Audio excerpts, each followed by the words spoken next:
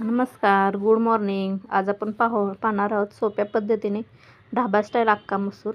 इथं मी मसूर शिजवून घेतलेला आहे. नंतर कढईमध्ये तेल टाकून कांदा भाजून घेतलेला आहे. त्याच्यामध्ये लसूण हे टाकलेलं आहे.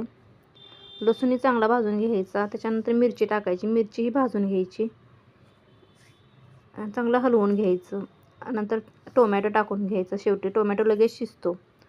नंतर हे सगळं एकत्र करून चांगलं छान हलवून घ्यायचं. थोडीशी हळद चवीपुरती टाकून द्यायची.